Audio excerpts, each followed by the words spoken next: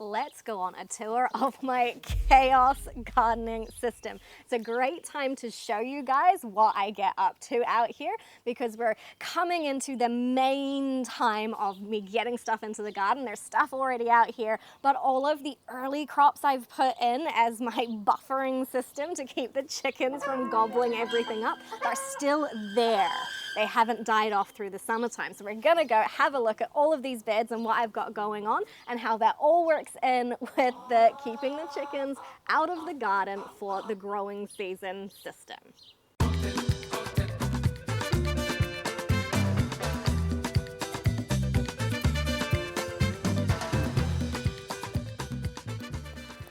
Right, so here is the first garden bed that I started getting ready this year. Now I've taken the net off, so it is open.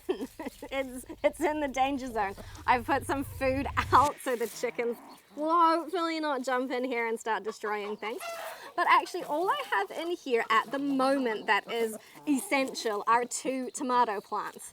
I promise you they are in here. So they are one over here on this side, a little tomato plant growing, and one over here on this side. They're both the same variety, one of my favorite varieties. They are a bush tomato, so they're gonna stay under this nice low cover I have here.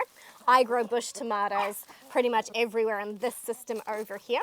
But what I wanted to show you in this garden bed is what I've got growing around my tomato plants. So this is the one that I popped some flowers in for some color over winter.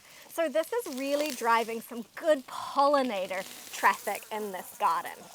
And the clover came up from the horse manure that went down in here, and some of it, it's just chaos. Some of it overwintered as well. And it looks messy, I know, but it works so well. And all I do to manage this garden bed is I just need to clear the areas around the tomato plants. So, and this is all sacrificial if it needs to be. So making sure that I don't pull my tomato plant out, I just grab great big handfuls of all of this extra cover, clear it from around the garden bed, and the nutrients from this breaking down is going to go back into the garden. It's protecting from the sun beating down on the soil, and all of this vegetation, all of these plants are capturing sunlight, making carbon, capturing the carbon so it can go back into the soil. If I just had 2 tomato plants in here, well, that would be, well, kind of boring to look at. And also I'm losing all of that beautiful sunlight capture that I have going on in here. So let's go check out the next garden bed, which is more of the same chaos. So come along and let's have a look at that. This garden bed here is a little bit different. It looks the same once we get to this point of the year. But in this garden bed, I have left the white and red clover, which is pretty much what is covering here.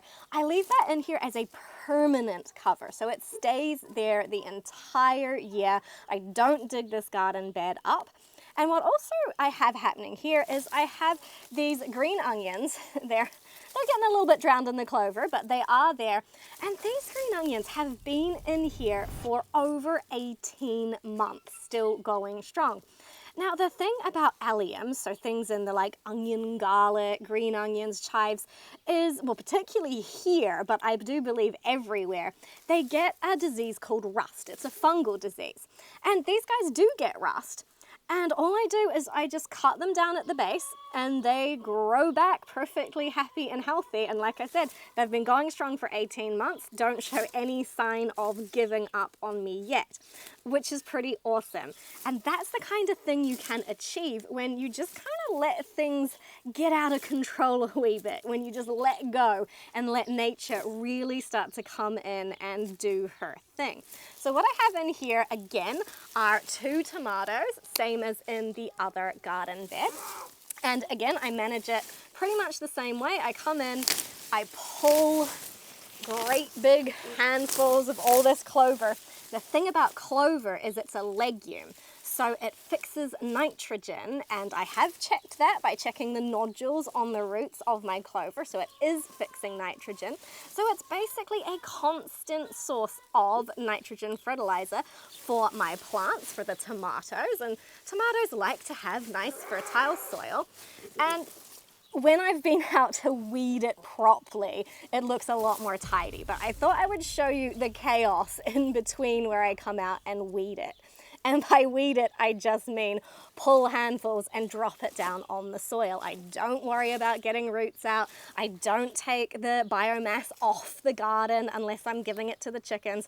It's a really, really easy system. So the next garden bed I want to show you, it's about keeping your crops that you actually want to harvest insect damage free and, well, chicken damage free as well.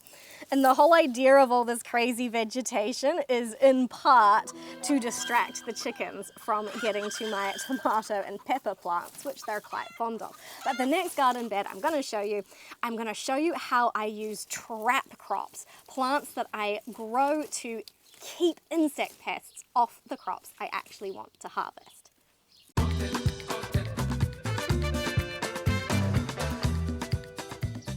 Here I am at one of my garden beds that I haven't actually planted a lot into in terms of the summer crops. There's one tiny little baby pepper just like completely hiding in its own little spot back here.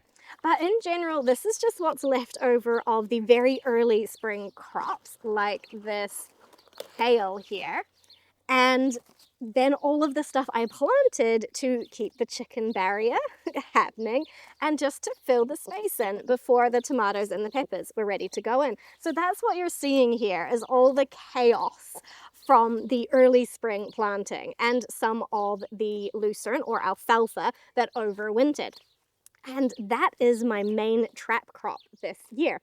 Now, a trap crop is something that grows and bug pests, for want of a better term, insect pests like aphids and things like that, they prefer to eat that crop rather than the things you're trying to grow for yourself.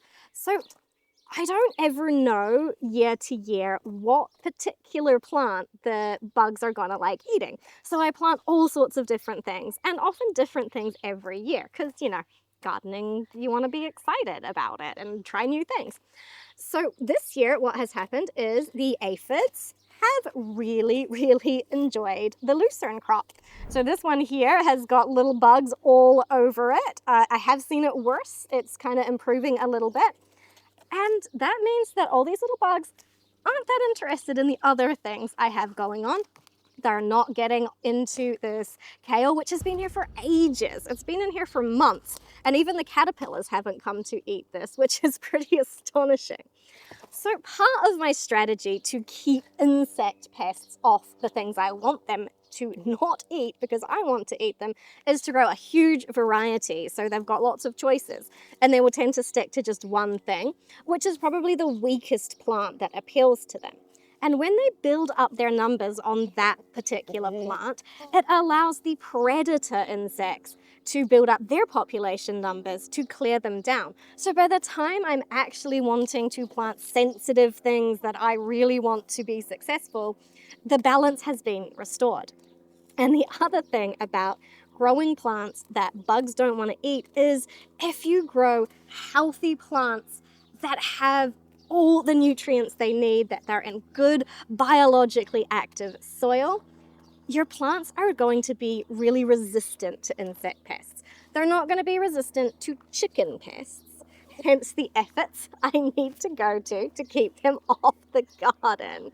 But they do become resistant to insect pests, which is astonishing and crazy, and I honestly didn't believe it could have worked out that way, but it has.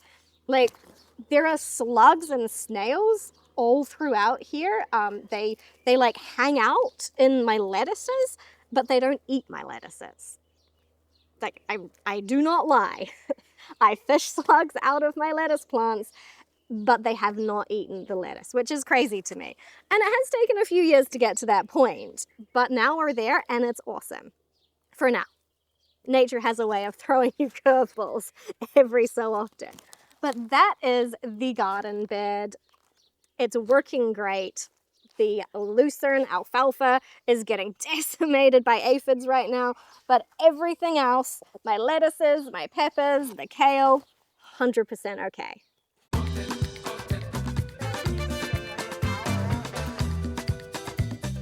Here is my garlic bed. So this has been planted up and chicken excluded since the early winter time, which is when I plant my garlic. Although this year I think I planted them in very, very, very late autumn, because what we have in our climate here in New Zealand, it's quite humid.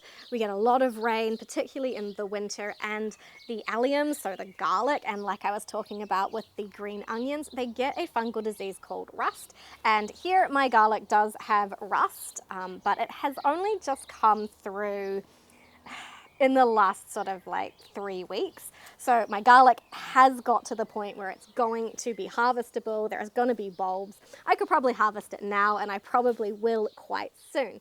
But what I have growing in here, so you say, it's my garlic bed. You're probably struggling to see any garlic in here because there's so much other stuff. And people do say, hey, garlic doesn't like competition. Well, I found it to be fine.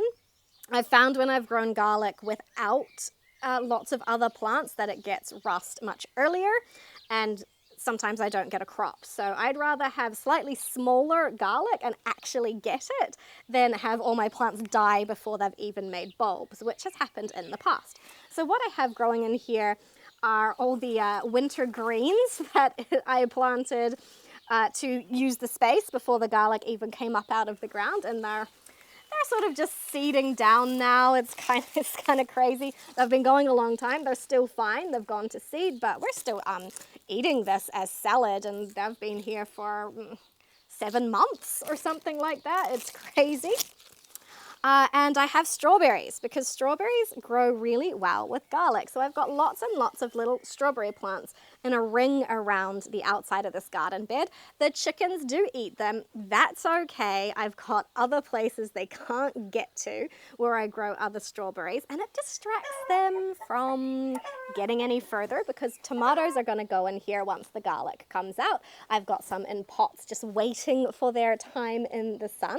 So it's these little white alpine strawberries. They're a very well-behaved plant. They don't put out runners. Well, at least the variety I have don't. So they sort of stay where you put them, which makes them well-behaved to grow with other things, because they're not going to get too far around everywhere in the garden bed. So that's how I'm growing my garlic. I don't think it's going to be the best garlic season ever this year, but I'm going to get some. It's pretty crazy in here, but it works. And I find with all of this stuff seeding up and making this sort of canopy, the sunlight here is really, really intense. And these garden beds have full sun almost all day, like 10, 12 hours of sunlight, maybe more as we come towards the summer. And I find the plants don't like it. Even the garlic doesn't want that much sunlight. So all of this shade actually helps them grow.